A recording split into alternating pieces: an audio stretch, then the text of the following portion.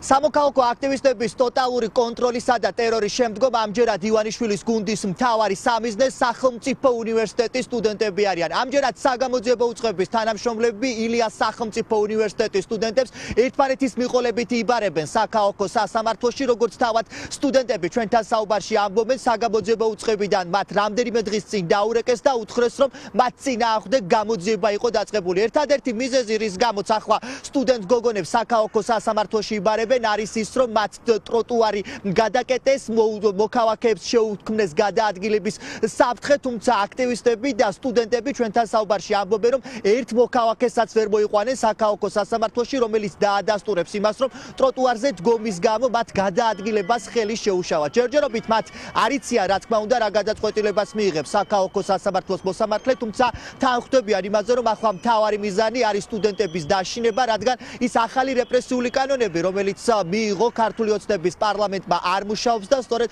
ამ მეთოდებით ცდილობენ ისინი დააშინონ მოქალაქეები, რადგან ყოველდღიური პროტესტის შეწყდეს. თუმცა სტუდენტები ამბობენ, რომ სტუდენტური ძალა არის ყველაზე მნიშვნელოვანი რისი პროტესტისაც ეშინია სწორედ ქართულ ოცნებას და შესაბამისად ისინი ამბობენ, რომ იმ შემთხვევაში თუ მოსამართლე მიიღებს გადაწყვეტილებას და მათ ტროტუარზე დგომის გამო საპატიმრო დაწესებულებაში გაუშვებს, ამის მიუხედავად პროტესტს აუცილებლად გააგრძელებენ.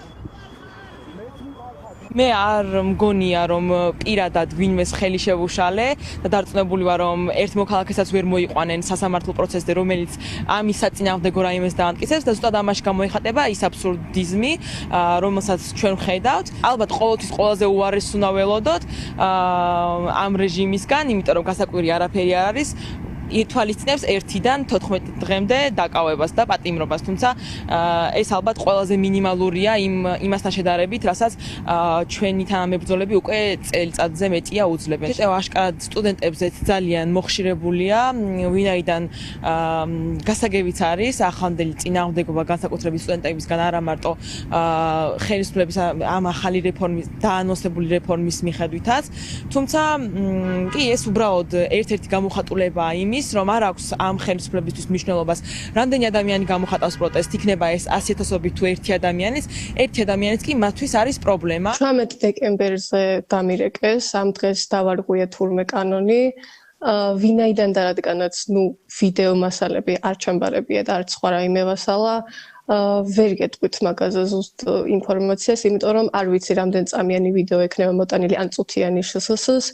არ ვიცი იმ დროის მონაკვეთში, როდესაც მე ჩავდიოდი ბრჭყალებში სამართალ დარღვევას, ხდებოდა თუ არა მოქალაქეების შეფერხება რეალურად, უწევდათ თუ არა ამ დაზარალებულ მოქალაქეებს ბასლაინზე გადასვლა და ისიც არ გამიკურდება საერთოდ, რომ არ ჩვენდე ვიდეოში. ჩემი აზრით არანაირი მორალური და იურიდიული მართებულობა ამ კანონს არ გააჩნია, რა თქმა უნდა. დაშინება არის მთავარი მიზეზი და ჩემი აზრით ქართულ ოცნებას არ უნდა გაუვიდეს ესე კანონებით ჟონგლიორობა ბრჭყალებში.